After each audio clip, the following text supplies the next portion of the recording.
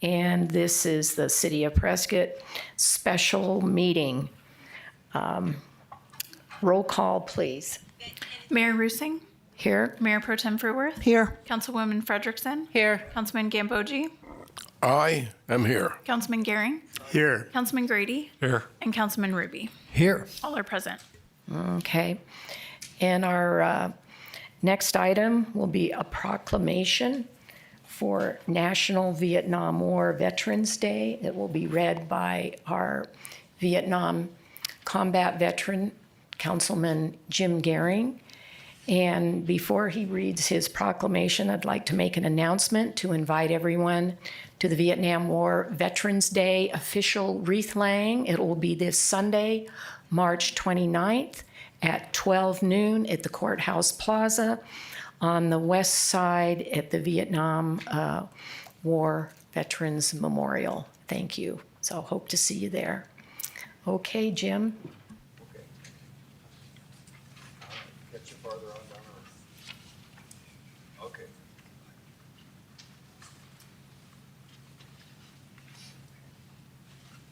I may need a tutorial on this micro jacket. Are we live? Okay. Vietnam veterans, front and center.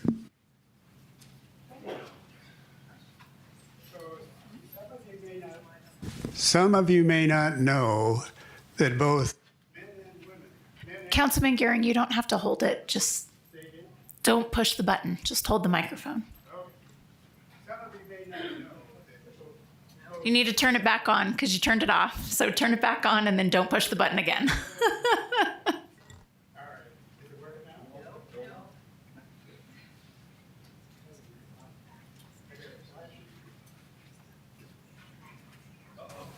There we go. So, how many of you know that military men and women often wear garters? Garters. And in fact, I'm wearing garters right now. I never wore any cards. They're called blousing garters for blousing your trousers. And with those in place, you can slow crawl through the jungle and not have to worry about a snake crawling up your pant leg. So this is a mayoral proclamation for National Vietnam War Veterans Day. Today, the 24th of March, 2026.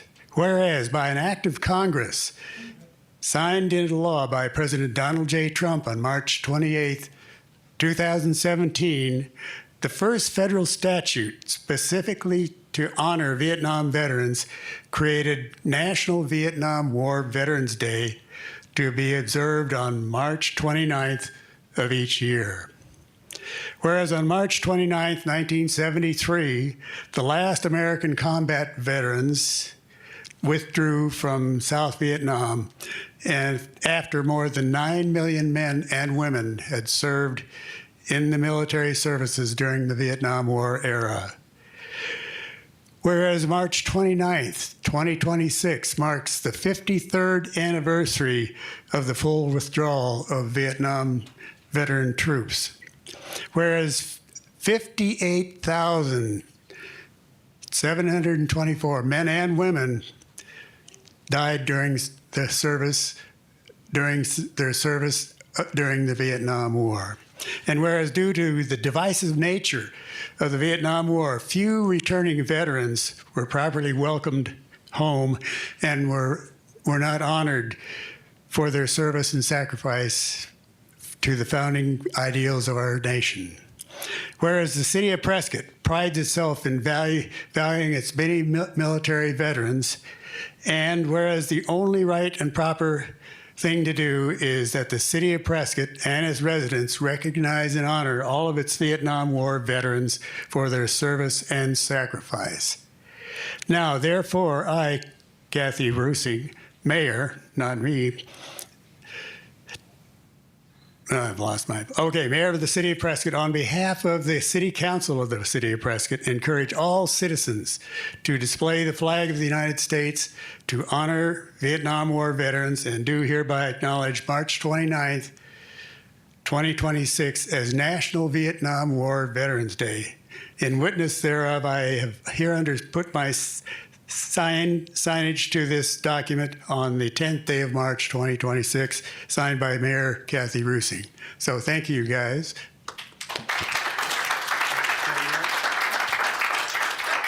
I guess we'll try to get a picture. Tighten up. Tighten up. Strike a seam. Come on in close. Who's got a flat? What do you think, Daniel? Okay, we got it.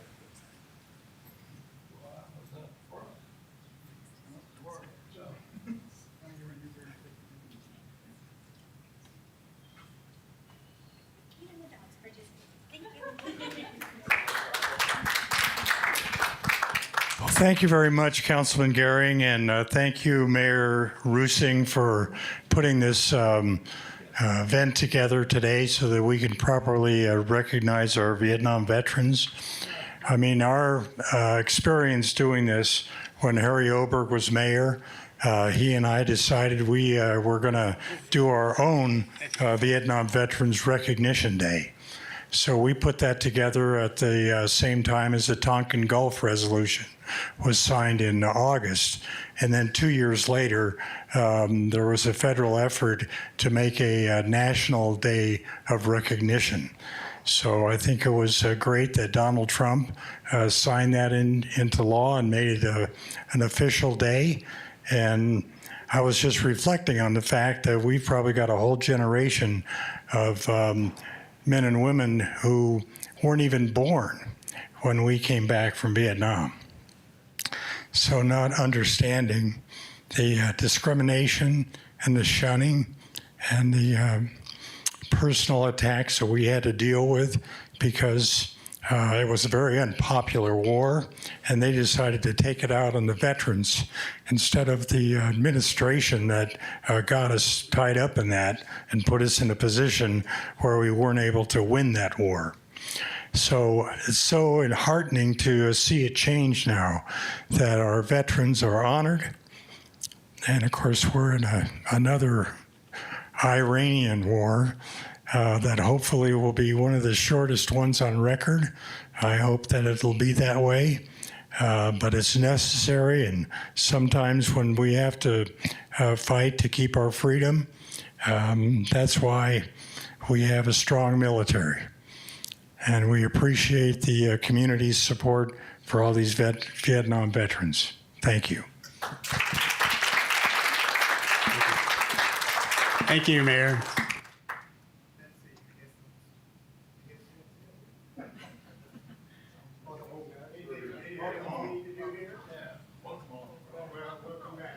Can I get that for the VFW?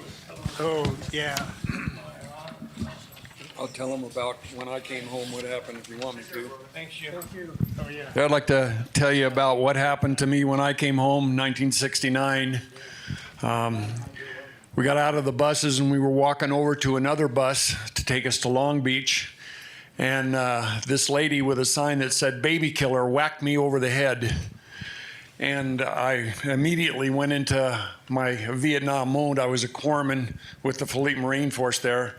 And I immediately stepped out of the line and I was going for her throat. And this corporal in the Marine Corps, thank God, was in back of me, and he reached out and grabbed my neck and pulled me back, and he said, "No, Doc, this ain't worth it. Not here, not now." And he literally saved her life because I was in Vietnam mode and I was going for her throat. And if it hadn't have been for him, I wouldn't be here standing. I'd probably be in some prison someplace. So that's what happened to me when I got back from Vietnam, and it just wasn't pleasant at all. I'll say it. Stays with you, doesn't it? Yes, it stays with you. I had a similar situation coming back. I live in Boston. I was in San Diego, and there was this serviceman walking beside me, and we passed a coffee kiosk, and he's carrying a sea bag, 85 pounds, and a woman tripped him. And then she started yelling at me, and I'm in my dress blues, and then she threw a cup of coffee in my face, not nearly as bad as his problem. So I went to the restroom, started to clean up as best I can with my uniform. And when I come out, there was a guy in a three-piece suit. He looked kind of angry. I says, "Oh no, she mad at me? She turned me in? Or am I in trouble?" And he says, "You're the serviceman that got coffee thrown at him?" I said, "Yes." And he says, "Come with me." And I says, "Oh boy, I'm in trouble." He takes me over to American Airlines and says, "Give me a first-class ticket to Boston now." So I got to ride on the first class right away instead of waiting 10 hours. I ate as much steak and drank as much champagne as I possibly could. I think I earned it.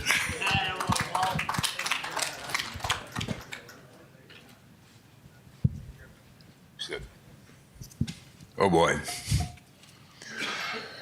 Yeah, I wound up in the hospital, straight from where I was in Thailand, doing things in places we shouldn't have been. Nonetheless, I woke up in a Navy hospital, not knowing how I got there. 3 weeks, I got a chance to put on a uniform and go out Veterans Day. I'm going to go watch a parade. We go up to Berkeley, me and a couple of other guys. And we got thrown at. We got garbage thrown at us. And that wasn't the first time. It happened again in Los Angeles. Same 3 guys coming out of the airport, headed home. People throwing garbage at us, killing us, swearing. We were rescued by a taxi driver. He bought us lunch, and he drove us home from LAX to San Fernando Valley, no charge. That's a long drive. Thank you for your support.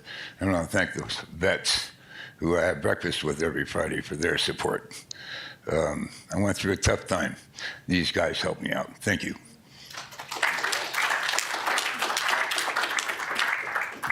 Okay. Thank you all for coming. You don't have time for my stories.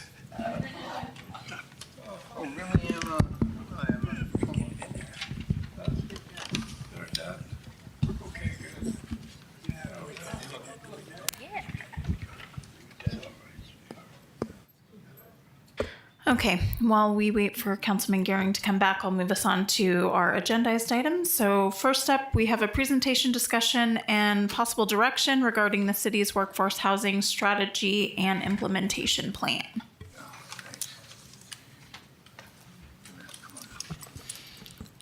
All right. Good afternoon, Mayor and Council. Amber Fraser, Management Analyst with the City Manager's Office and Staff Liaison for the Workforce Housing Committee.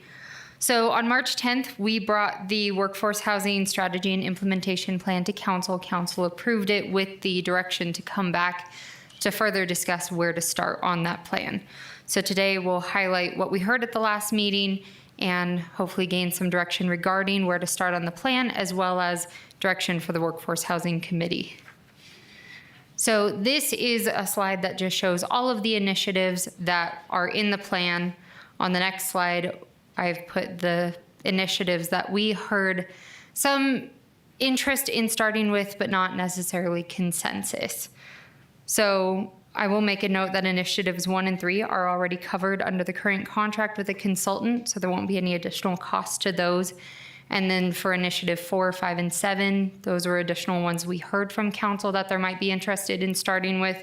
We did get a quote from the consultant that those would be about $41,000 for those 3 initiatives, including public outreach and getting those started. So I have more information on those on the next slide, but before moving forward, I wanted to open it up to council on if there were any other initiatives you wanted to start with, or if this was a good starting point. Let's see, Patrick?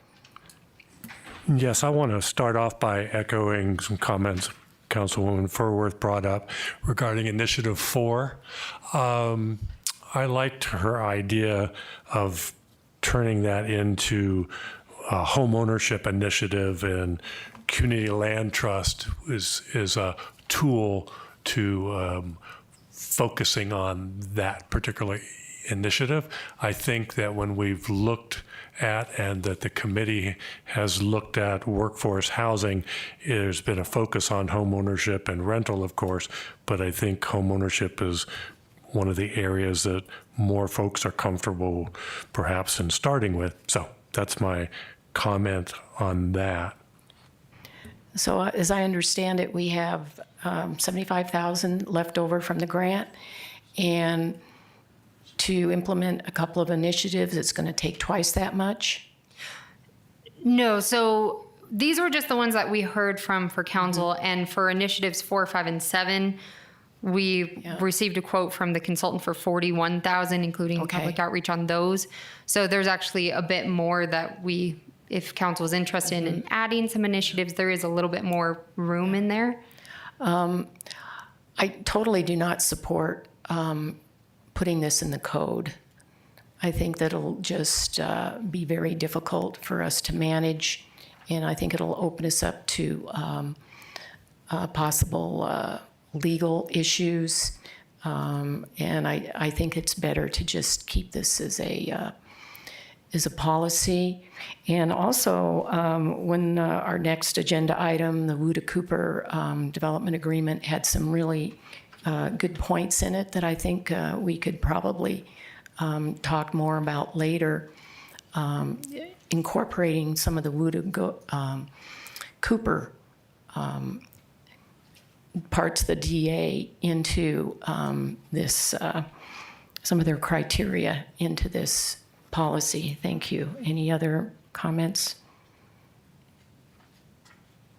Mr. Ruby? This is the 5 initiatives there, what was synthesized from the larger document, correct? Yes, these are the ones that, based off of some of the feedback we received at the last meeting, these ones were ones that more than one council member had said they had interest in. And the $41,000 out of the $75,000 grant is there to take initiative 4, 5, and 7 and flesh it out, create a policy proposal. Is that correct? Correct. So on my next slide, which I didn't want to jump ahead from this one in case there was more discussion on that, but on the next slide, it would be next steps for those items if that's the direction council would like to go towards. So it would be drafting a workforce housing section and related LDC updates if there was consensus for that one. Develop workforce housing certification and review process. The community land trust, based off of council's feedback at the last meeting, it may be more appropriate to do a request for qualifications rather than the city establish their own, because that takes, it's a bit of a heavy lift with staffing, funding. So request for qualifications would allow the city to find out who's out there, who's doing it, and not have to build that framework for ourselves and lead to a contract with that. Yeah. The consultant would help build the framework for that relationship as well. And then outline the framework for an infill incentive district, and then continue research and early implementation for employee-focused housing concepts or tools. Did you say initiative 7 is in there? Because I think that should be our priority, explore housing resources for city employees. I mean, if we're going to go through all this time and expense, I think we should prioritize our own. So, yes. Oh, sorry. I wasn't quite finished. Oh, I'm so sorry. There's $34,000 still left in the grant, and we could use that to also flesh out other initiatives. Is that a possibility today? Is that what's being presented? Yes. So I have this slide that has all of the initiatives that were listed. We would have to get quotes. Because this is a grant, it all has to be approved by ADO to move forward with certain ones, which is why we can do Initiative 7, but we cannot only do Initiative 7 because it's supposed to be general housing, not just specifically for city employees. So we could not only move on with Initiative 7. We'd have to partner it with some other that benefit the community at large. So this is an opportunity today to see if there's another initiative or two that we could include, because what else would we do with the other $34,000 from the grant? Yes, if we don't use it, it would go back to the state and they would use it for other items or So tools. what we have is the possibility of using the rest of that $34,000 to develop policy in a couple other directions. Correct. Great. Any other comments? Patrick? Yeah, in that light, I was going to bring this up a little later, but I think that we ought to look at initiative, hold on one second, initiative 9. I think we've heard concerns about whether or not we have the resources for providing staff to this initiative, this set of initiatives. So I think it would be really helpful to spend more time looking at resources that might be available, other models of how other communities are implementing their programs and their policies. And I know we've done some good work, but I think we could drill down deeper and see if there's a model out there that would work for us. May I ask if that's a feasible use of the grant for what Patrick just mentioned? Yes. I like that idea. Well, like I expressed myself previously, I'm very concerned about the section in policy that it basically spells out that this is going to be very expensive to implement if we have to hire extra city staff and have like a complete different housing department. And right now, we're working on an economic development strategy and developing an economic development team and director. And I think that's where our resources should go.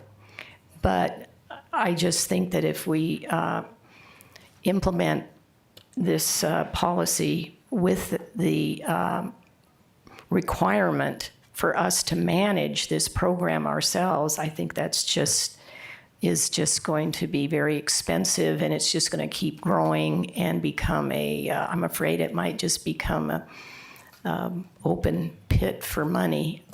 That's why I was disappointed that one of the initiatives that wasn't included was for exploring turnkey operations, where people that this is all they do and they come in and take care of it, and we don't really have to run a program or anything. But that's just my opinion.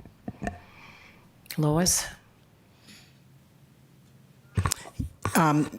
Yes, I do agree with the mayor regarding we're going to have some pretty big challenges ahead of us in the next few weeks going through the budget and staffing.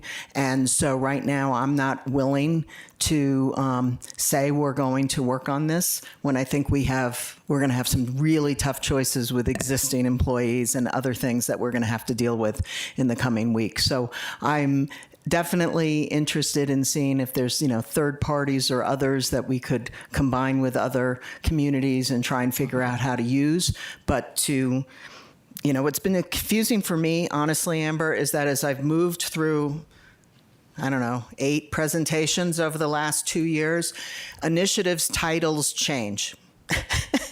And so what I was aligned to a few months ago, I may not be aligned to now because the names changed, the context changed. And so I really do think right now I'm with Kathy. I don't want to say we're going to provide additional resources until we can get through the budget and know that we can provide all the current services and resources that our constituents are expecting today. I'm going to once again back up what Patrick said. If I go back when we approved the framework and other things, it was not establish a community land trust. That was one of the 2 initiatives underneath the broader umbrella, but the broader umbrella was about single-family housing and figuring out how we're going to do that. And so I'm open to multiple tools under exploiting single-family housing. I'd love to see more employees of the city of Prescott be able to move back to the city of Prescott. So that's where my priority is, and whether it be via a CLT, which is a very interesting, opportunity, or whether it's via some other method, I'm not aligned to saying that outright we're going to establish a community land trust. I am aligned to saying we're going to work on single-family housing options. Yeah, land trusts are very expensive. And then there's the care and feeding that you have to take on afterwards. But if you go to page 11 of the plan, strategy 9.1, and look at all the bullet points. And then it says, once the program is established, providing developer and stakeholder support, monitoring the progress of housing projects, coordinating with developers and owners on qualifying applicants for housing units, ensuring developer accountability. And I mean, it's total policing. And this is like some HUD housing program that we're trying to implement.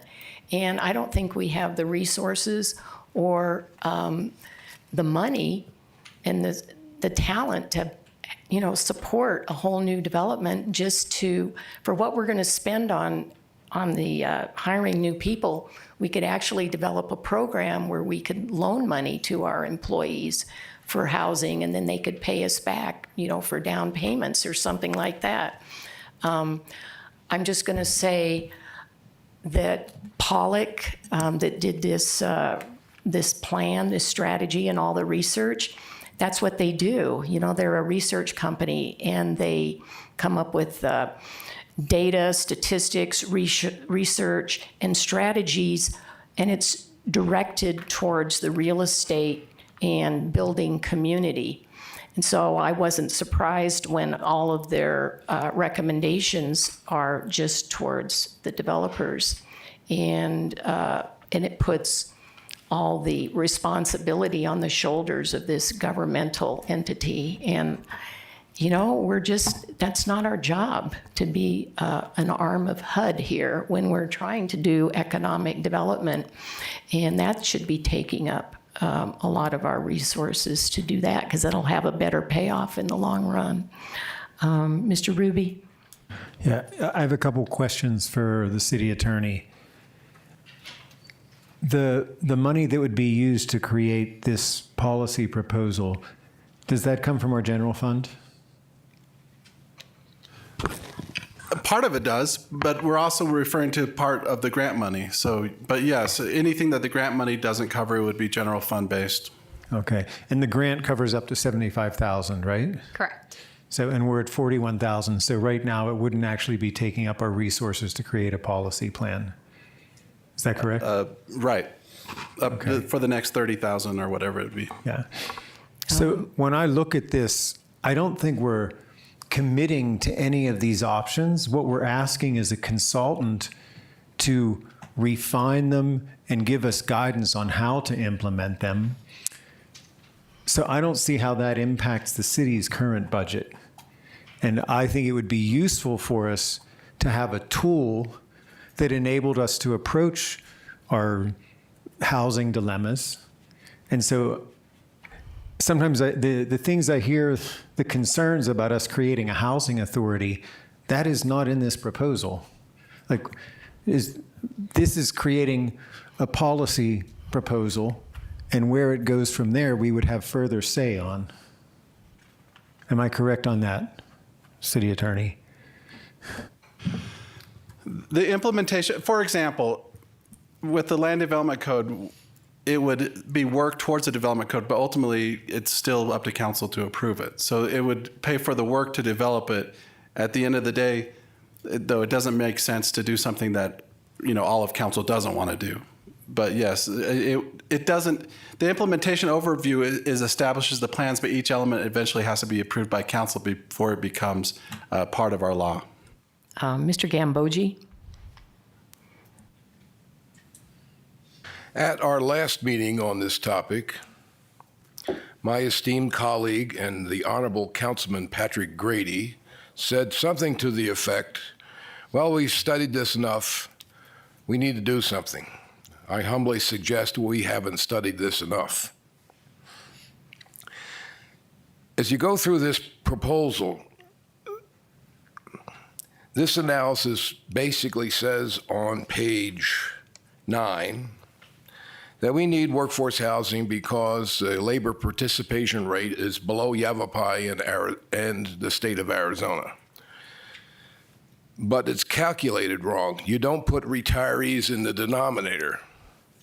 So our labor participation rate is not, as quoted, 42%. It's in the 70s. And that points to an issue that I've been bringing up over and over. I support workforce housing, but I don't support this being a one-trick pony. And what I keep seeing out of this consultant is, let's build new, let's build new, let's build new. There's no discussion of compensation. We just lost 4 policemen to the tribe, so they never even had to move. That wasn't a workforce housing issue. That was a compensation issue. We've not discussed compensation. We've not discussed financing. We mentioned infill, but I'm talking about rehab, where we mimic what Yavapai College did on Senator Highway, where we keep seeing proposals, and I'm awash with proposals. And they all come in around $300 a square foot. Yavapai College put workforce housing down on Senator Highway for $160 a square foot. All this, what I see, is on taxpayer dime.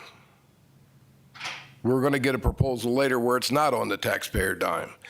And what's missing as part of a more robust analysis is in our 2023 resident survey, we made a quadrant analysis. And in that quadrant analysis is the southeast quadrant. That's where the residents say it's really important and we're doing a lousy job. There are 2 entries in there. One is healthcare and the other one is the economy. I would like to see more of an effort for economic development to get students who graduate from Embry-Riddle or Yavapai College to stay here and earn money to afford housing in this area. I don't want to build housing from here to Paulden on the taxpayer dime that was initially showed in the first rendition of the consultant's report.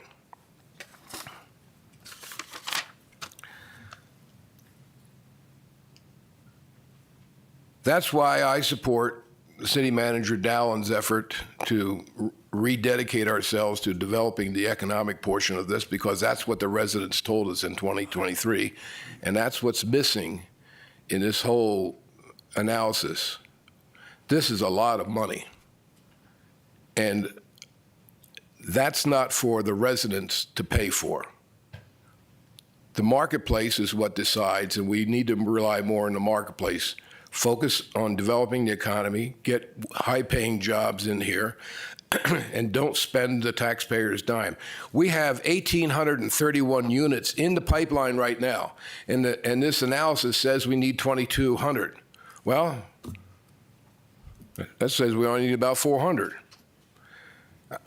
I think we need a more in-depth analysis before we start spending money. So with regards to my esteemed colleague, Mr. Grady, I think we need to study this more before we run out the door. Thank you, Mr. Gambogi. Before we go to Mr. Grady, how about if we hear from Mary Frederickson? Thank you. I just want to repeat or sign on to an earlier statement by the mayor referring to Initiative 1, amending the Land Development Code. I'm concerned that the amount of time that the staff and the consultant would take to offer up amendments to the Land Development Code, to the extent that it mirrors the language of these initiatives, my concern is inevitability momentum. That is, we've already gone through the Land Development Code and we've made all these changes, and so that's just going to happen. That's just the way it is, because we've already done the work. And I'm not on board with that. There's so many, as has been expressed here, concerns about many of these initiatives that I just don't think it's ready for prime time to make amendments to the Land Development Code, which we then live with. It has the force of law behind it. So I'm concerned about that. I think it's way too early to start thinking about the Land Development Code amendments if we can't come to some kind of universality as to which direction we're going to go in. And as far as initiative number 9, that is my big concern, the resources necessary to do, frankly, any of this stuff. And that is, we live in a world of limited resources. And the list of things that the city needs to do and must focus on doing all this. As much as everybody signs on to the concept of workforce housing and needing to do things to promote it, on the other hand, staff time, I don't know that the staff has extra time just sitting around in their back pocket that they can then redirect towards developing ideas or the programs themselves. I don't want to see other important initiatives, priorities put on the back bench because now the staff and the consultant is focusing a lot of time and a lot of money on these initiatives. Thank you. Patrick? Yes, I would respectfully remind everyone that we voted 4-3. We had a majority vote that said we're adopting the implementation plan for workforce housing. Earlier this year, we, the City Council, adopted our strategic plan for 2026. Workforce housing was in there. So it's already an established priority. I personally am not, I'm going to put this differently. So I agree with several of the comments regarding budgetary impacts. I know Councilwoman Furworth and I were talking about this the other day with respect to what really is our budget going to look like. However, the consultant and others have done enough research, staff included, on public-private partnerships that are effective with our neighbors, Sedona, Cottonwood, Flagstaff, probably other areas that I haven't researched any further, that provide access to non-city funding that clearly we don't do very much of, particularly in the housing sector, through charitable and philanthropic resources. So I think with that leftover dollars that Amber was describing, we ought to spend some more time looking at successful models. And I think our purpose here today was to give direction to staff regarding which ones to look at. And there's been a lot of support. I remember that Lois laid out number 1, 3, 4, 5, and 7. Jay laid out 4, 5, 6, and 7. I made 2 or 3 comments about 1 and 3 and 4. So, I mean, I think the ones that you all picked out and distilled from our conversation are still worthwhile to do. It's not saying we're going to amend the Land Development Code. The Land Development Code was highly recommended by the consultant because it doesn't really involve city funding. It involves city regulatory procedures. It's easier to implement, if you will, without an actual funding cost. So I think we've said it's a priority. We've said and voted 4-3 to adopt the implementation plan. Now we just frankly have to come to some consensus on those 4 or 5 or 6 initiatives that we're going to explore and get the consultant to do further work that the committee wants to see and council has agreed upon in the past. Mayor, if I can Mary? just push back a second Yeah, thank on Mr. Grady. As far as the vote goes, 4-3, I know I was one of the 4 voting up, and specifically at the time stated, I am voting up to capture the $75,000 that is we don't want to leave left on the table. I know for myself, I was not voting for the implementation plan under the idea of I'm voting for everything in this plan. I think most people voting up at that meeting was, or at the council session, was to capture the $75,000, allow the consultant to go forward to the extent there was direction, not necessarily voting up for the plan itself, the meat of it. Well, you can't hardly adopt an implementation plan and then disavow what's in the plan. So now what we're doing, which I think is totally appropriate, is we're narrowing that down to what are those higher priorities for us to get a better handle on before we move anything forward under this workforce housing initiative. Let's see, Lois? Thank you, Mayor. I'm with Mary. I was one of the 4 votes. I was very clear that I was tired of studying and I want to start doing something. We have something this afternoon that is all about doing something. And guess what? I wish we had some of the Land Development Code policy frameworks on how we would negotiate in an area or allow staff to negotiate in an area that we have not defined yet. So Land Development Code for me, again, I've read every paper you guys have put in front of me in 2 years, and it keeps moving. So that's why you're seeing the confusion here across the dais, because we have different understandings of what all these things mean. But one of the things I want to be able to do with Initiative 1 is to be able to say that you don't even have to use the study session with us today. We would have had a framework for you all to evaluate Woda Cooper, and you'd be coming forward with a recommendation. And we don't have any of those things. That's why we're working this afternoon. So, and again, I don't want to spend thousands of hours on things like was in our package back in, I don't know what, December, where we wanted to work on, eliminating impact fees or negotiating impact fees, and we were all crystal clear. No, we're not doing that. So I just think we're confused because this has been evolving, and that's what I thought today was. After the last meeting, 4 of us said, let's move forward to work on some very concrete things. I have no need to spend every penny of the remaining $75,000. I want to spend money on what we want to actually get done. So I want to get done programs that have to do with single-family home ownership. Whether that's a community land trust or not, that's not what I voted for. I voted on the document you all put in front of me on February 11th when it was very clear that it was about prepare for single-family ownership, and there was a couple of tools under that there. Suddenly it came as the tool is only establish a community land trust. That's why we're confused. That's why we're disagreeing with each other, because it has evolved too much, too fast. But I do want to produce something. I'm super excited about what's coming next on the agenda.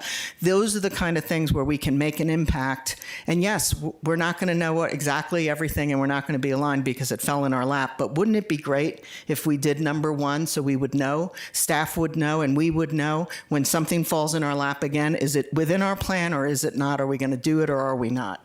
So I'm going to support Kathy again. My understanding is groups up in Flagstaff are not willing to take us on. I don't know why we would spend money to go find that out again. Thank you. Jay? Yes, thank you. When I look at this feels like an investment through a grant to further the discussion, get somebody to actually do the research so that we have the things that can enable us so it isn't just randomly popping into our laps, but that we have a housing policy that can attract that type of investment and support for programs, for doing what Woda Cooper is doing. Because if we have thought clearly through, and I would agree with Councilman Gambogi, it needs to be fleshed out more. But I think this is the opportunity to flesh it out so that a consultant takes the thinking further. We can look at it and know right now we're like kind of swimming in just what each of these could mean. So I think it's the time for all these initiatives to be clarified. And if there's a chance to add to that research on models that have worked elsewhere in cities like ours, I would support that. I think I'm hearing that we want to proceed with the spending the $75,000, but put a cap on it and just say, that's it. When the money's gone, we're done. So direct the consultant to come up with more strategies that are more cost effective and don't put such a burden on the city of Prescott taxpayers and on our budget, because we have a very tight budget. We have priorities, and we cannot start a housing authority here. So are we allowed to have any public comment? Since this is a study session. We certainly can, Mayor. That's at your discretion. I do think, I don't know, Amber, I'm taking minutes here and I'm not at all clear on what the council actually wants. I don't know if Amber is. Perhaps I'm just not understanding. My understanding was that what you needed today was direction on which of these initiatives up on the screen right now, the ones that were specifically discussed at the council meeting 2 weeks ago, which there seemed to be, at that point in time, at least consensus from at least 4 of you to look into those, but no specific direction was given. So Amber needed to get specific direction on these particular ones, like yes, no, et cetera, to have the consultant move forward. Is that correct? Yes, and I'd have to check and see if I don't know if it's an option to use that grant funding to come up with more initiatives. I would have to check on that. But these were the ones that council had looked at. We tried to get as much feedback from council members to make sure we were going in a direction that council wanted. And that's where we came up with the initial list. And then based off of the March 10th meeting, these are the ones that we heard the most feedback on moving towards. We work at the direction of council, but a clear consensus of what direction that is would. Mr. Gehring. No, Mr. Gambogi. Oh, Mr. Gambogi, I'm sorry.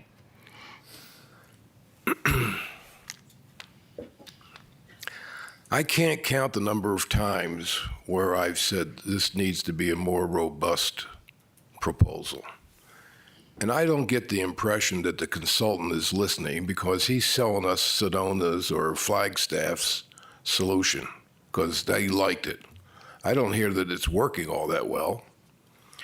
So I'm not in favor of any of these initiatives, and I would suggest we fire the consultant.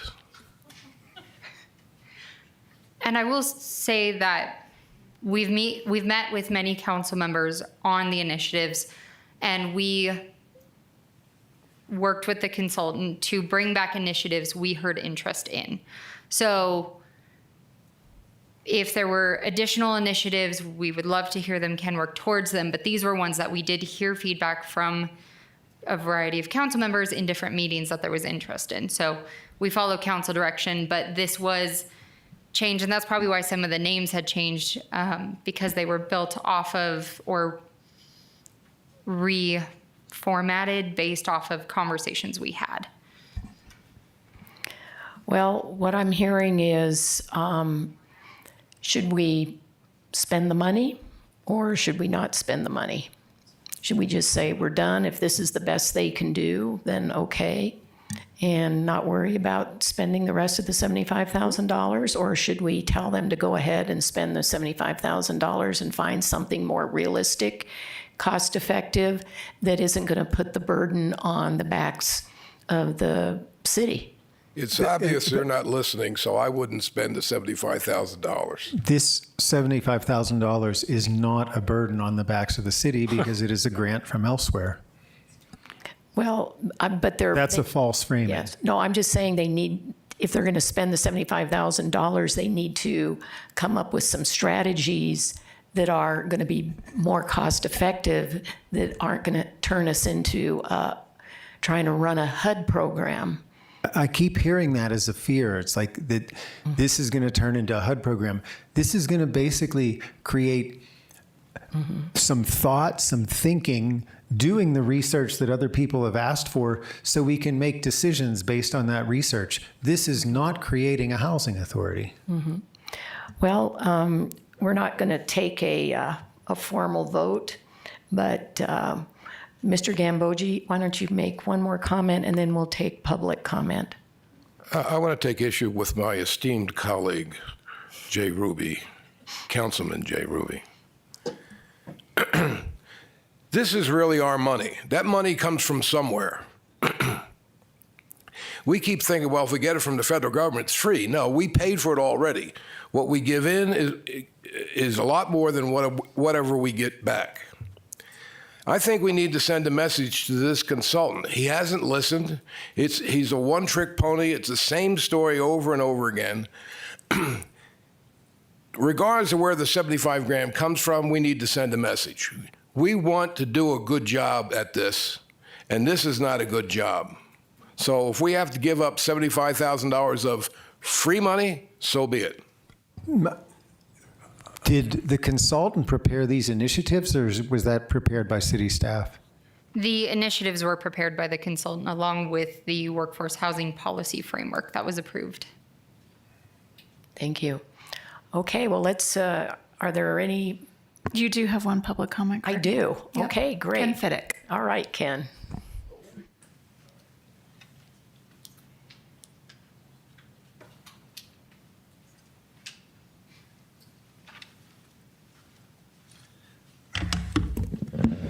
Good afternoon. Ken Fiddick, City of Prescott, Arizona. Mayor Rusing, Mayor Pro Tem Furworth, City Council members. The clock is right twice a day. I'm agreeing with your esteemed councilman whose last name ends in I. So here we go. I'm not an attorney. And I'm not an engineer. I've said that many times, but I am a taxpayer. I saw a variety of concerns about taxpayer money across the board here. Yes. I don't know the details of this. I didn't look at the 30 pages behind all this or the 100 pages behind all this. Well, let me just say this. As far as city employees, I know there was some focus on Initiative 7 about city employees. Pay them more money. Let people live where they want to live. People come from Oklahoma and Arkansas to California. They can't afford housing in California if they're in a certain industry.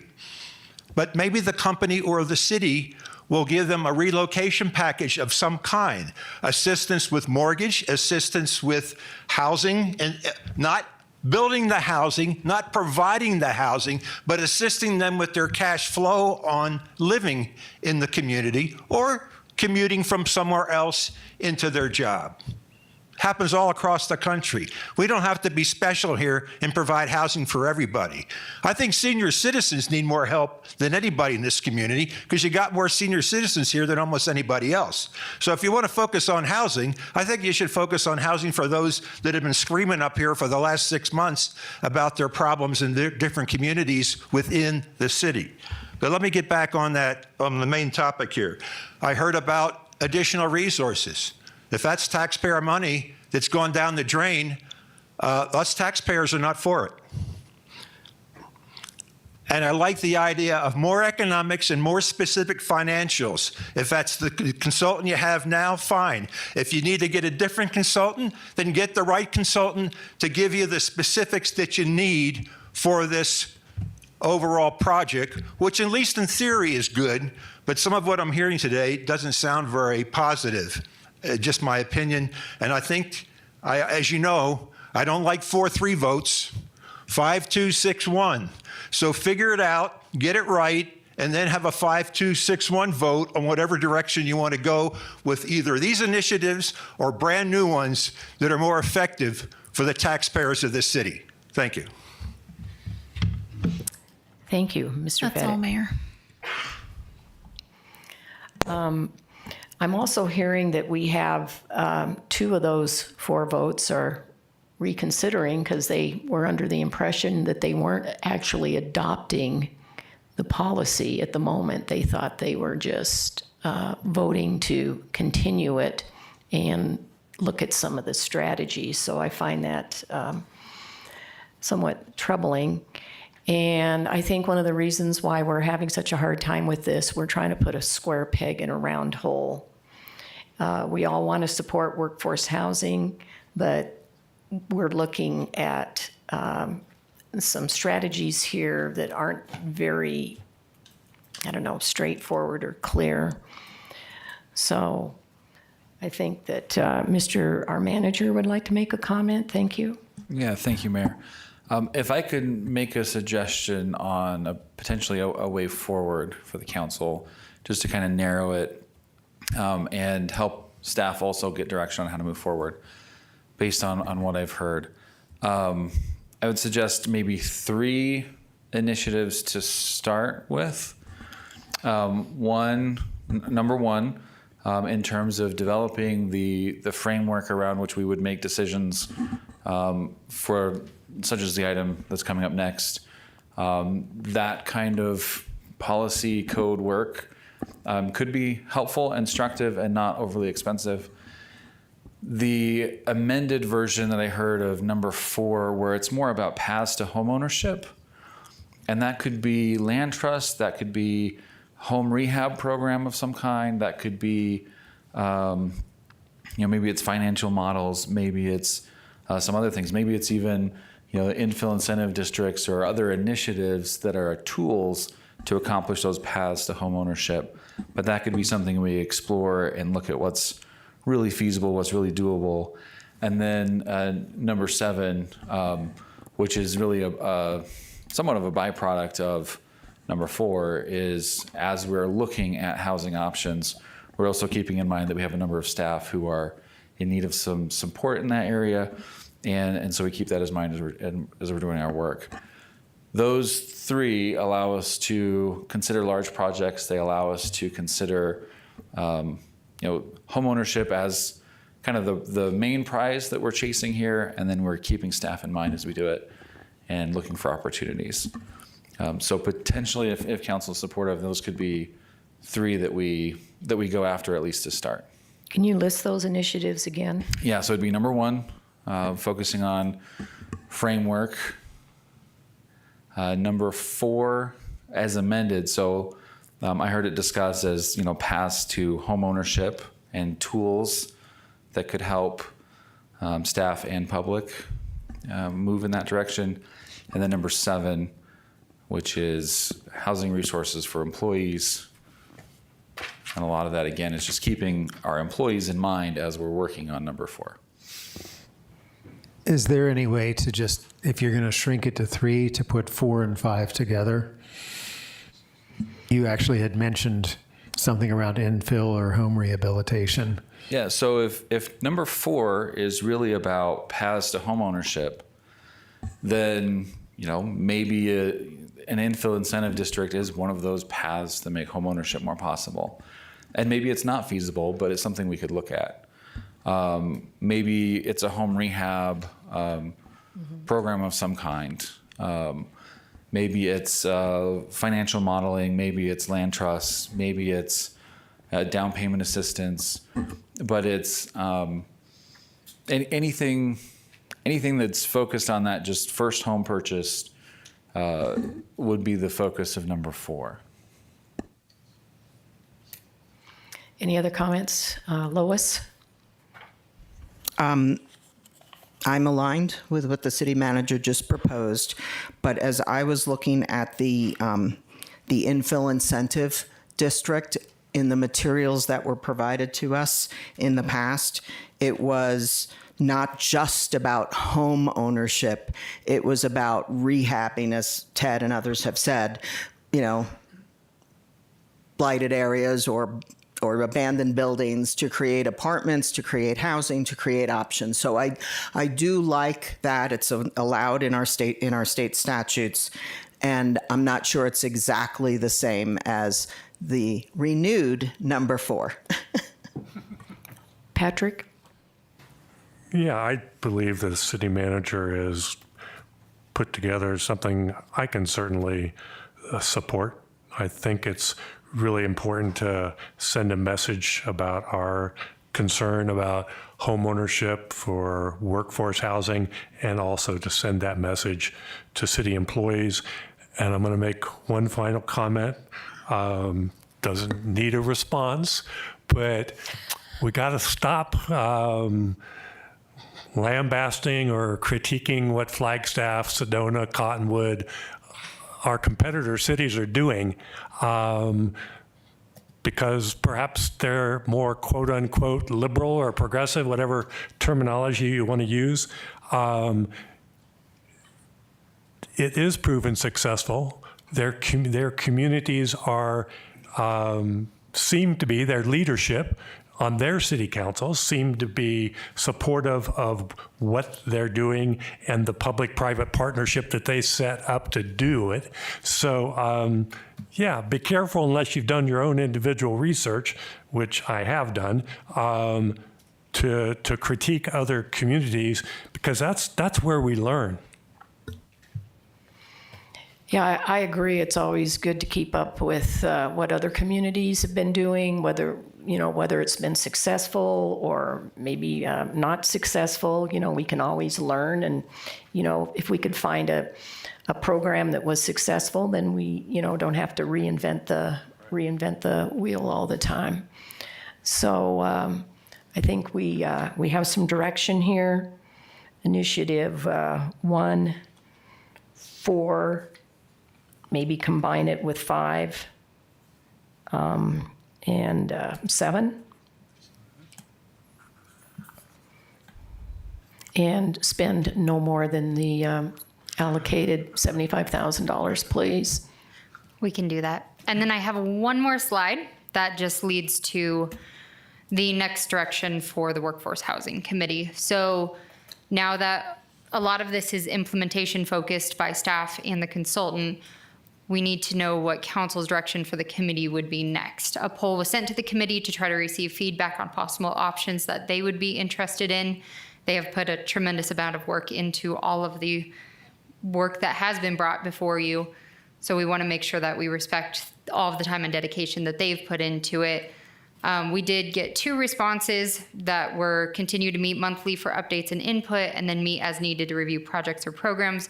So we were just hoping to give council some of the feedback from the committee on what their thoughts were, and then we would like direction from council on what you see their ongoing role to be now that we're moving into implementation, which is mostly staff and consultants. So how many people were on the committee? 7. 7, and only 2 responded? Correct. So that to me sounds like maybe the work is largely completed, I would say, and they're ready to move on into implementation, I assume. Okay. Okay. So I think we have our direction. Oh, Mr. Grady. Sorry. As the liaison to the Workforce Housing Committee, I agree that their work is likely done.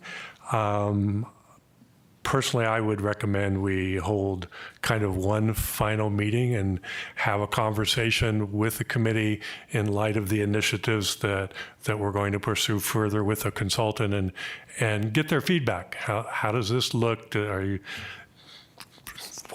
What other is this meet your expectations? How do you feel about the process? So that we can learn something from where we are now as to where we were 2.5 years ago, and just kind of more a gathering to have a little roundtable discussion. Absolutely. I think that's a good idea. Yeah, a little closure there. So sorry, Amber. That's okay. Am I hearing that the council wants to have one more meeting of the Workforce Housing Committee and then disband the group? Yes. Okay. One so more I'll meeting. bring back a resolution because I have to. You have to do that by a resolution. So I just need direction on that. Okay. Yes. Bring in the resolution. And then we already have the agenda built for the April one, and it was actually to recap what happened at this meeting. So that works out well. But I appreciate your feedback and want to thank you all for all of your time for the 2 years. This has been a lot of work and a lot of time on your part, on the committee's part, and on the public's part. So we appreciate everything that has come to fruition with this and all of that. Okay. All right. And thank you for all your efforts herding the chickens or cats or whatever it is we're herding here. Okay. Well, are we ready to move on to the next item?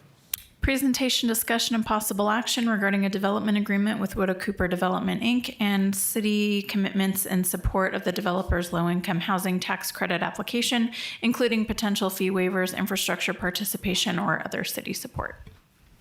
Good afternoon, Mayor, Mayor Pro Tem, council members. Chelsea Walton, Community Development Director. Just a brief introduction from me before we turn it over to the project developer, Woda Cooper, for the bulk of the presentation.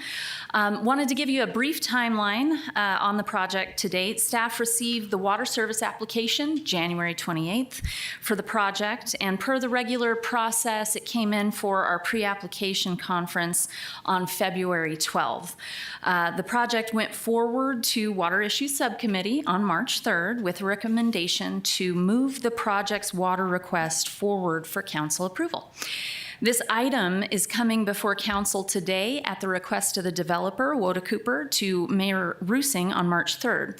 That day, we received the first versions of the developer's drafted documents, namely the city commitment and fee waiver letters, as well as the development agreement. Staff has done its level best to research, review, and offer changes to the developer in preparation for this special meeting. The final drafts of these documents include staff's changes and are now in council's packet for review. That said, they're not finalized and they are drafts, so that's what today is about. They may be amended as council sees fit. One concern I would like to address is something that came up that this project is subject to a development agreement restriction. So a prior development agreement from 2004, namely the Lakeview Plaza development agreement, does encumber a part of the property. 2 maps have been put at your stations, and they reflect a 8.5 by 11 sheet from our own GIS department. That reflects the entirety of the DA area. And the second is from the developer, where the DA area has been highlighted on their project site plan. So you can see that the proposed building is not subject to nor affected by the development agreement area. As for what's next and the entitlements related to this project, at the March 10 meeting, council meeting, the water service application was approved, which was the only public meeting required for entitlements for this project. So a replat will be required prior to building permit issuance, and that's just for the parcel combination. There are 4 parcels related to this project, but that will be processed administratively pursuant to current code. So with that little bit of groundwork, I'd invite the developer representative, Omer, up to the presentation box, unless there are questions for staff. Okay, we have some staff questions. Lois, we'll go with you first. Yeah, I'm sorry. I was knee deep in the piece of paper, and so I missed your second point of what you were trying to let us hear. Oh, sure. So really the concern about the development agreement and indicating the maps, and then the entitlements as far as what's next for the project. So this project required the entitlement of the water service application. Council approved that on the 10th, and that is the only public process required for this development. Next steps for them are the construction permits. And prior to the permits being issued, they do need to complete a replat to combine the 4 parcels. We can't have a building spanning parcel lines. So they'll need to do that, but that is an administrative process. And when they combine that and redo that, how will that affect this current little swoop that comes right into this development? Sure. So the little swoop, there's a couple of ways that we can handle it. I called it a tail, but I like swoop. That's fun. So there are a couple of ways if council wants to handle that. You can recommend a provision in the proposed development agreement that development agreement either goes away or is amended to eliminate that area. But as you can see in the project map, it does not actually impact the project because the building is located outside of that development agreement area. It looked like it applied mostly to common area. Yes, ma'am, as well as parking. Yes, thank you. And who else Yes. had a comment? Patrick? What a surprise. So I knew there was a question about zoning, and the developer responded in his letter, the current underlying zoning both allows the use and the height. I'm just asking, Yes. is that true? That is true. They are allowed, I believe it's a 50-foot height limit in that business, in that zoning district. Thank you. Yeah. Okay. Okay, before I forget, I was reviewing my packet, and there's 2 letters that I have to sign, and on the to whom it may concern, there was a typo in the 4th paragraph.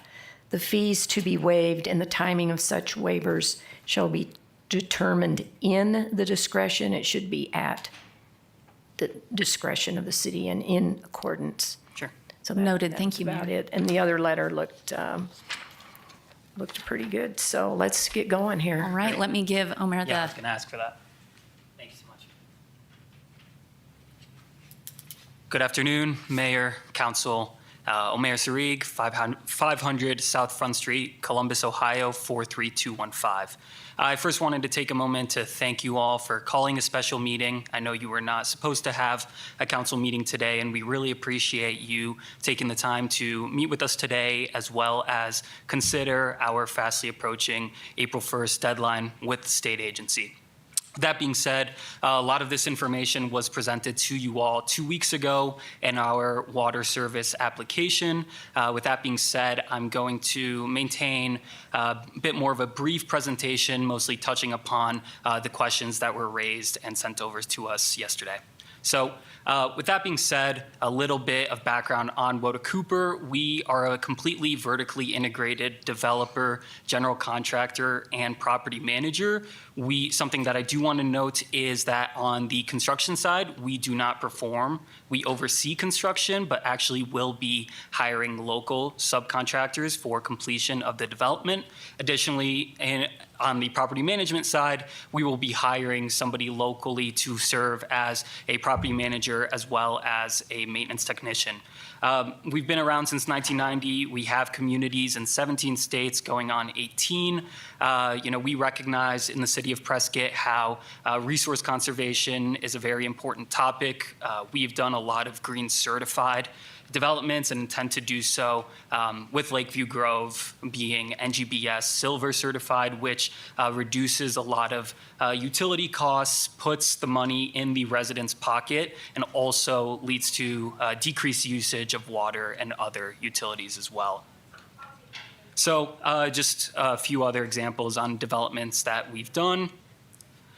So wanted to reference this. I know there was a couple of questions on it. We've pulled a lot of this information from the housing needs assessment. It's really to emphasize the need for workforce housing. I think it's no secret. I think specifically there was a question about the last point, the $49,000 median income for renter households, and then the monthly rent under $1,246 to avoid cost burden. So with that, we are taking that $49,838. That is a statistic of the median income for renter households within Prescott. We then backed into that $1,246 monthly rent figure by using the federal definition for cost burden, which is spending more than 30% of monthly or annual income towards housing costs. So with that being said, looking at the median renter figure in Prescott, that would be the number. Below that would be avoiding cost burden. So want to mention, we've also looked into some of the existing rental stock within Prescott, specifically more towards the market rate end. We see a lot of the one-bedroom rents being significantly higher than that figure that I just mentioned.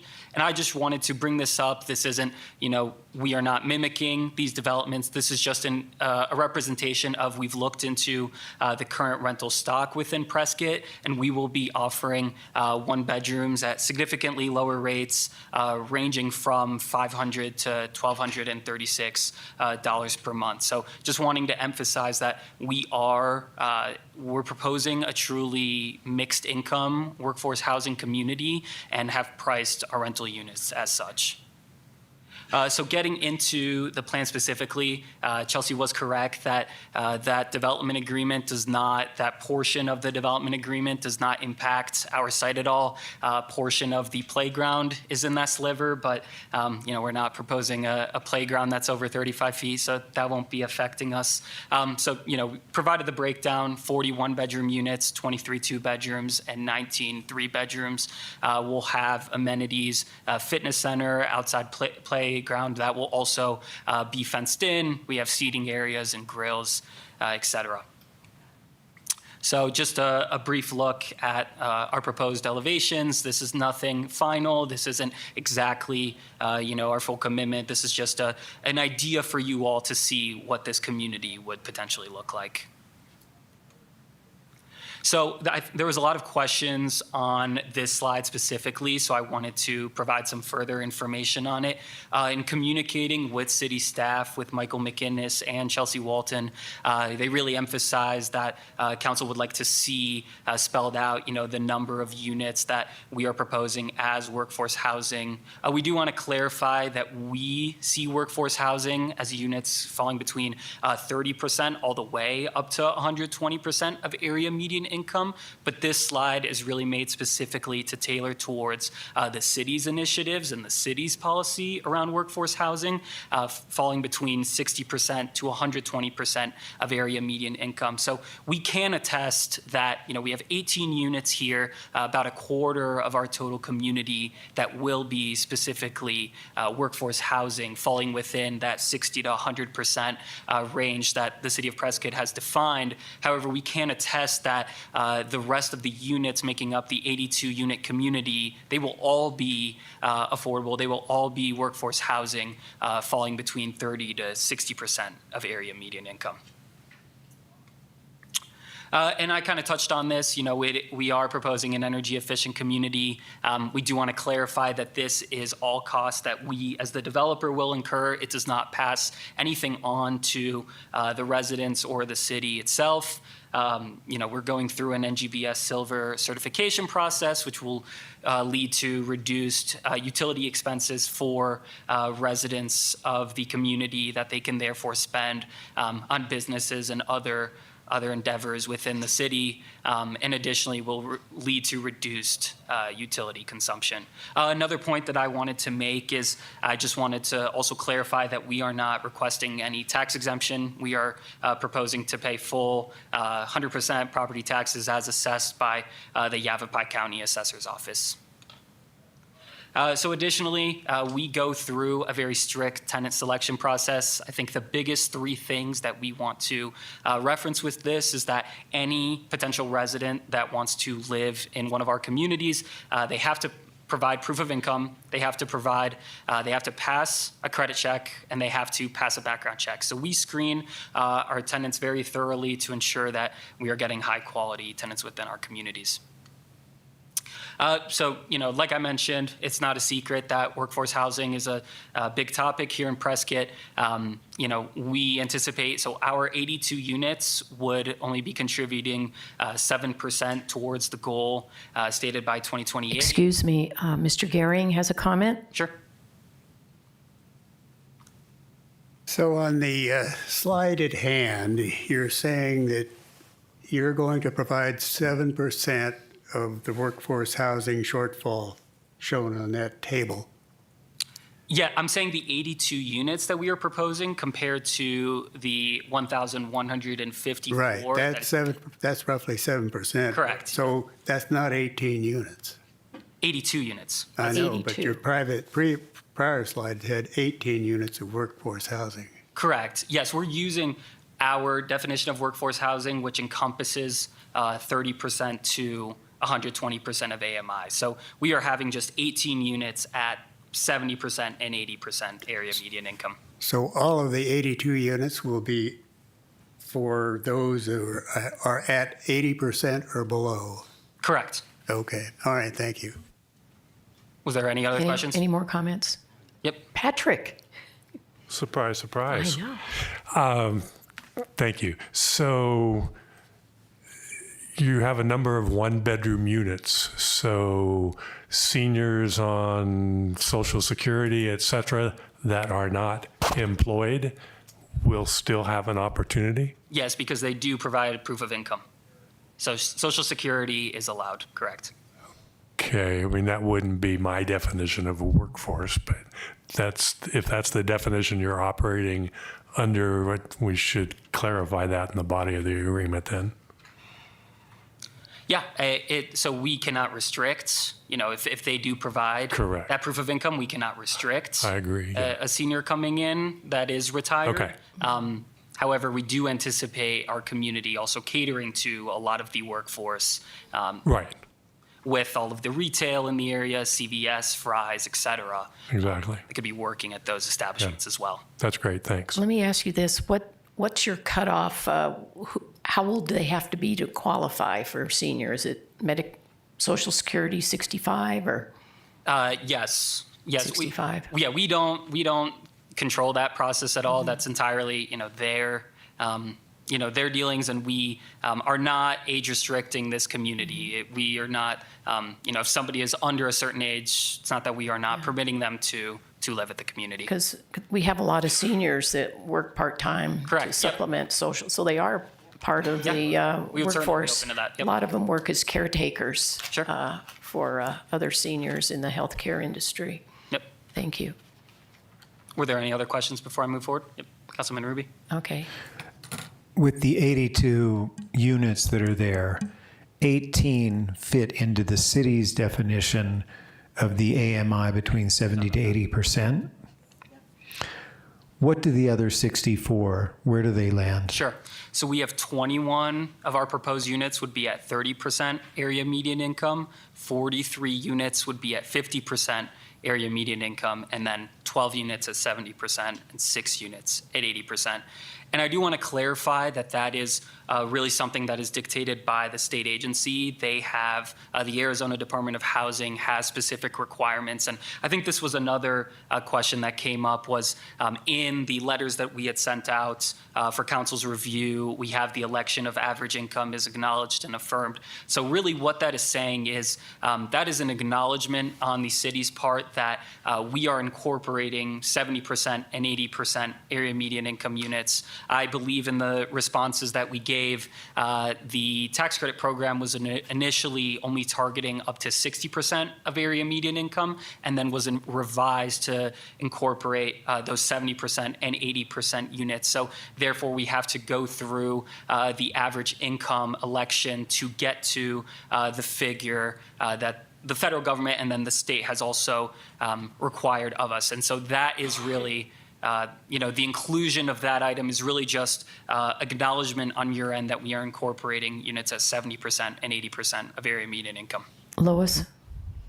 Yes, I appreciated in the email that we all got last evening from Chelsea at 5:16, in the email that Joe outlined, he actually wrote what you just said in terms of how many units are going to be at 30%, how many units are going to be at 50%, and how many units are going to be in the 70 to 80%. I would like to see both of those numbers written into not only the development agreement, but also that other document, which starts off being called Land Use Restriction Agreement. Sure.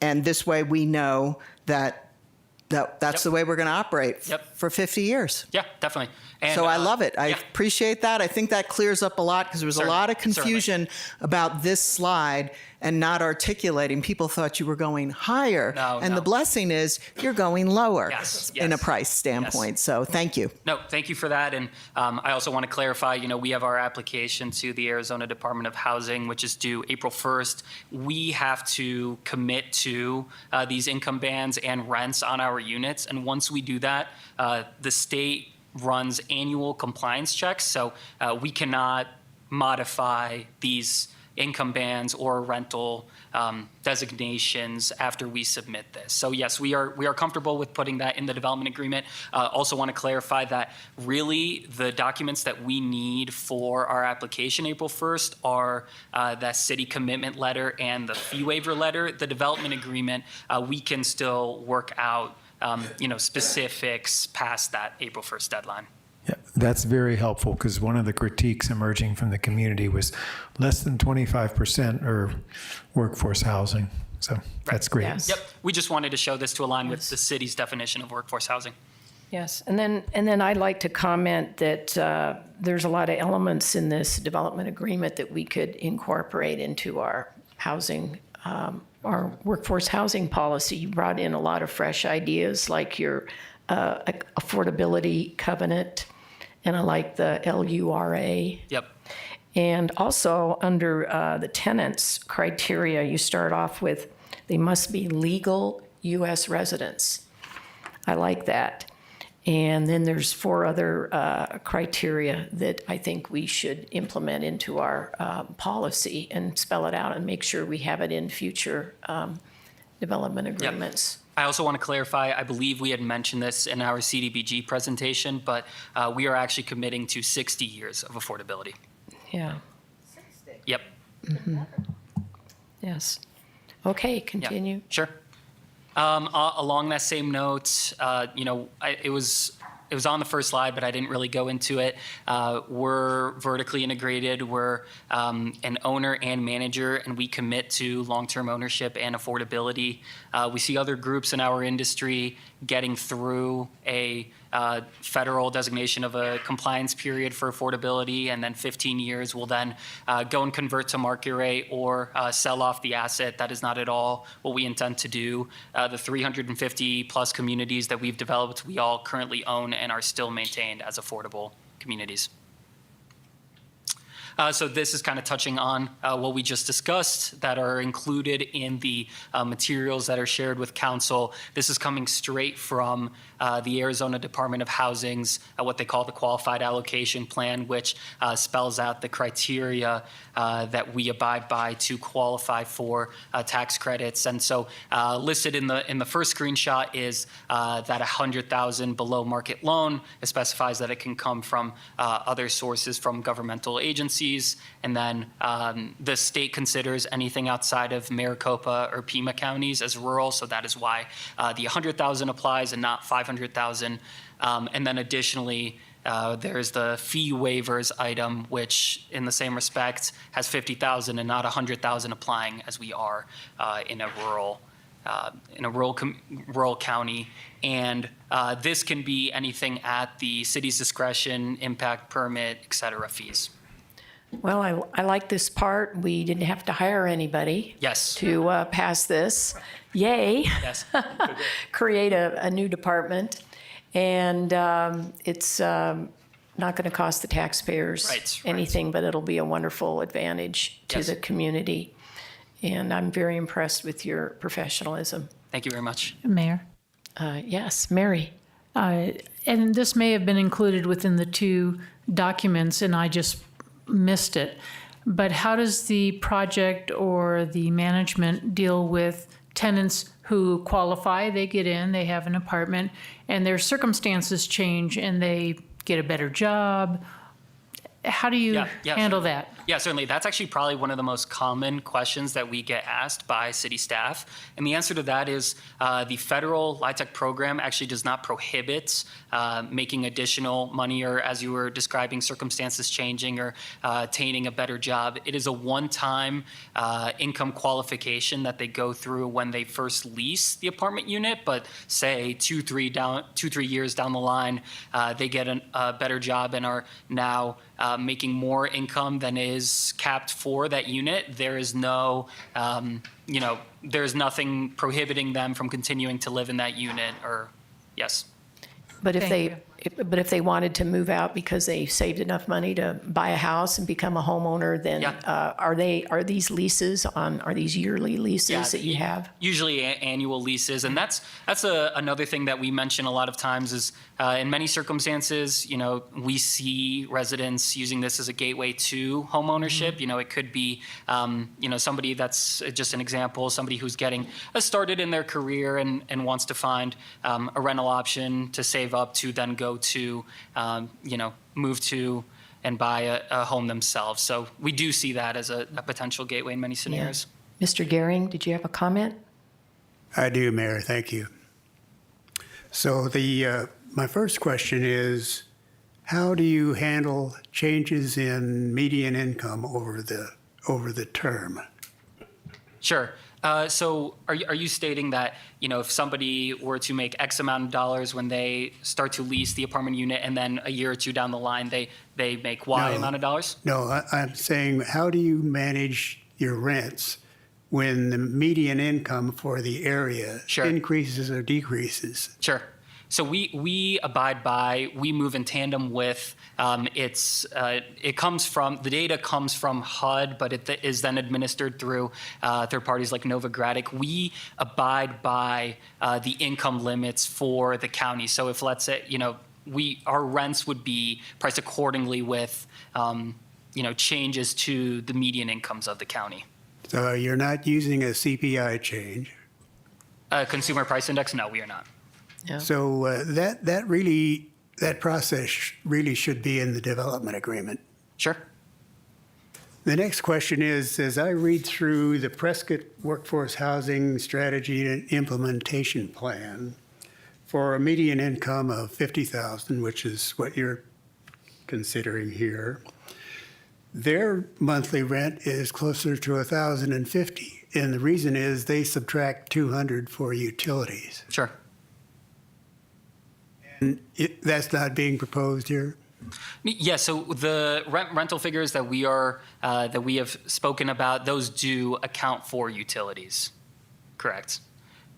And I also want to emphasize that figure that we included, the 49,000 that was taken from the housing needs assessment, that is the median income for renter households within Prescott. That doesn't necessarily always align with the 100% median income for the county itself. That figure is actually higher, probably closer to 60, 65,000.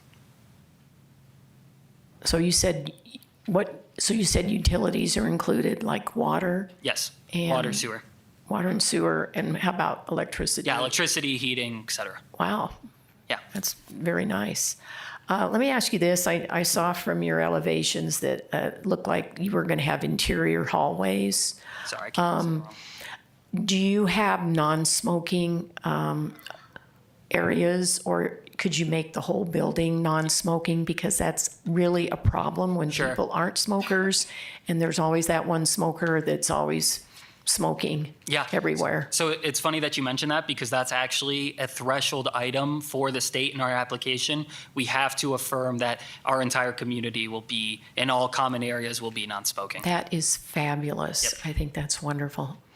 Okay, let's continue. Any other questions before I continue? Oh, I'm sorry. Guess who? So the affordability covenant is blank on mine. It's on the next page. That's just a cover page. It's on the next page. Okay, thank you. And so where do you covenant the 60-year period, which had been referred to as 50 years before, but where do you covenant that commitment? I guess I'm not quite where you're indicating that this project is going to be in our portfolio and run like a LIHTC program, not for 15 or 20 years, but for 60 years. So it goes in two places. Ultimately, that document would be recorded with the city, and then additionally, we are making that commitment in our application to the state. So, we're happy to share. It'll be public information once we submit that application. We're happy to share that with you all as documentation that we have committed to the state. The state runs very stringent compliance records. We can't do what we want. When we tell them we say something, we have to abide by it. So we would be happy to share that with you all as well. So from the audience's perspective, obviously you've heard from a couple of council members that this is a really outstanding proposal given the 60-year length of the commitment. What is the typical LIHTC contract term? Sure. So the federal compliance period is 15 years. So yes, in other states, primarily in Texas, we see that more often, that after 15 years, groups will convert to market rate. That's very common in other states. But yes, here we are committing to 60 years. All right, thank you. Any Lois? So just to answer your question, Patrick, on the development agreement on page 47, section 413, it says for at least 50 years. We can now change that to 60 years. Yep. And then on the other misnomered titled a document at the end, page 63, up in 3.1, it says 50 years in the second line, and that'll be 60. Sure, yeah. But I want to go back to your discussion earlier about when someone's circumstances change. Sure. They make more money or they make less money. How do we treat those people as as long as they stay within the 30 to the 80, how would you treat them in terms of moving units or changing their rent or? Yeah. So it would really be up to the resident's discretion if they would want to put in a request to, potentially change a unit. They could, if their incomes decrease, et cetera. I will say it would not be in their interest to do so because all of our units, so a one bedroom that's 30% area median income and a one bedroom that's 80% area median income will not be any different. The interiors, the square footage will be entirely the same.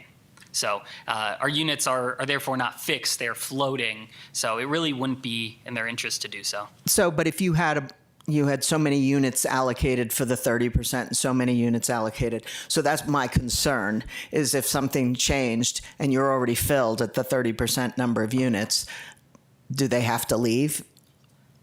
No, because they've passed the initial qualification. So once they pass, when they are going to lease their apartment initially, they income qualify for a unit at our community. It would not be other people coming in would kick a resident out, as long as they are, abiding by the terms of their lease and are behaving in proper manners, they would not be kicked out of the unit. And so my second question was regarding the rent, which is incredible. Thank you. So you said that includes the utilities. Correct. So the basic utilities, does it also include all the other kind of technology, Wi-Fi connections, et cetera? What is your full package here? It would not include Wi-Fi and it would not include trash. I think yes, residents would need to pay for trash. Other than that, though, it includes air conditioning, it includes heating, lighting, cooling, water, sewer. And paying for trash, wouldn't they just be taking their trash to some dumpster on your complex? But I believe there will be a very nominal trash fee for that every resident will get? Yeah. Okay. Yeah. Are they allowed pets? Yes, there will be a pet fee assessed, but yes. Okay, thank you.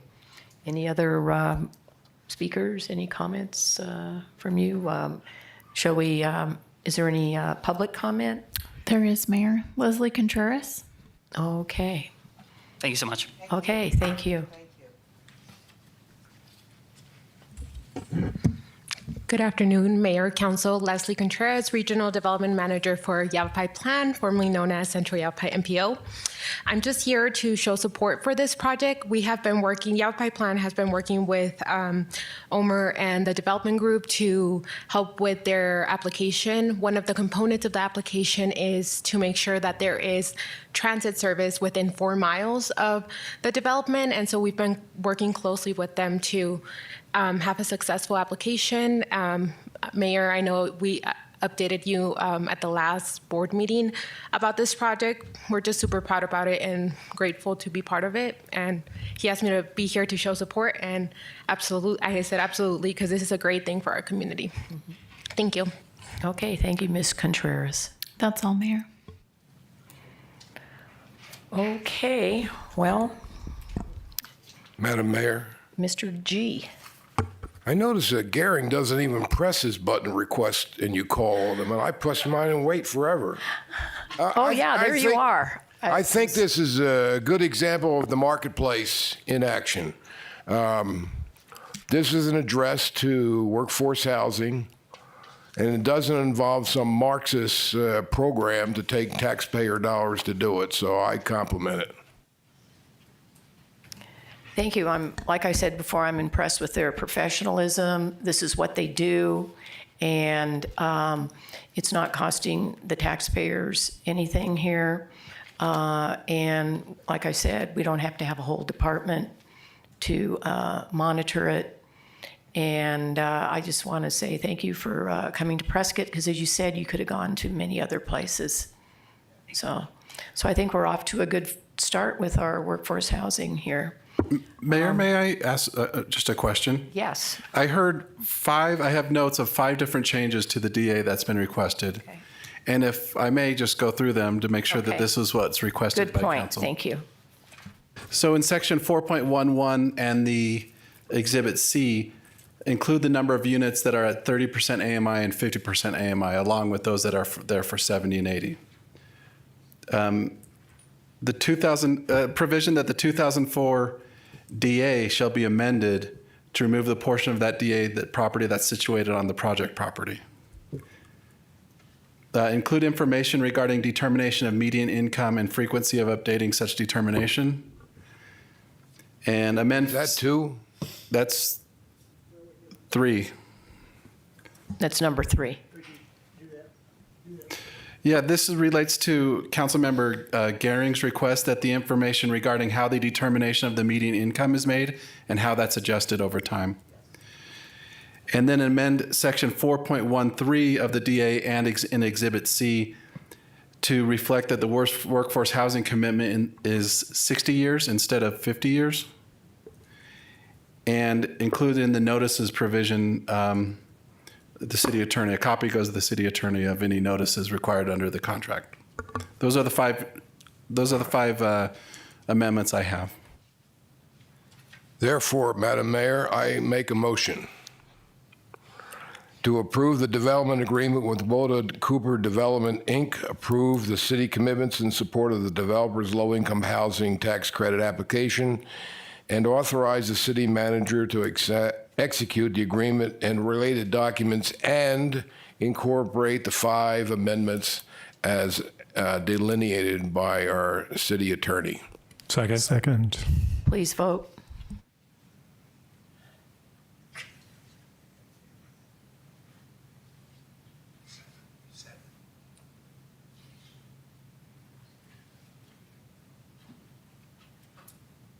Passes 7-0. Thank you, everyone.